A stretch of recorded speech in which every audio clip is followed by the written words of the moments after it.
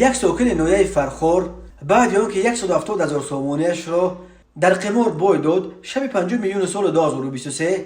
یک نقطه قماربازی شرکت بوکمیکری ارسال تنیسی تیجی را در پایتخت شهر دوشنبه آتش زده است. خود مرد دستگیر شده برای شرح قضیه دسترس نیست، ولی بنا به اطلاع سخنگوی میلیس پایتخت تاجیکستان سراج‌الدین شکوری، شهروند سلیمانزاده احمد خورشید سال تولدش 1992 ساکن دهه دهقان‌آباد نویه فرخور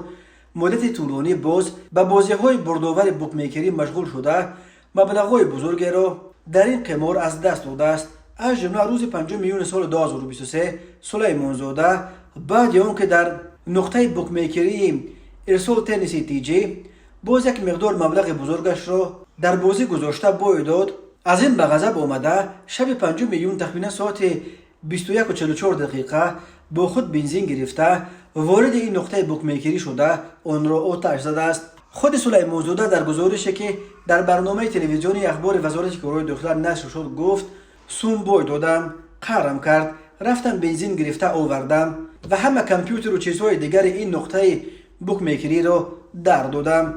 در نتیجه این عمل احمد سلیمانزاده 3 مونوبلوک کامپیوتری ارزششان 19,500 سامانی، 2 کرسی ارزششان 4,500 سامانی و دیگر تجهیزات کامپیوتری نقطه بوکمیکری به کام آتش رفته کارناشوی هم گردیدند. حجم عمومی ضرر رسیده به این نقطه قماربازی 27,600 سامانی یا تقریبا $2,500 را تشکیل داده است. به ضد سلیمانزاده بر اساس ماده 255 کودکس جنایتی تاجیکستان پرونده جنایتی گشودند و او فعلا در حبس پیشکی قرار دارد. اکنون به این ساکن فرخور برای قصد نیست و نابود یا ویران کردن مال و ملک غیر بر اساس این بند قانون همچون جزا جریمه یا تا 5 سال زندان تهدید میکند.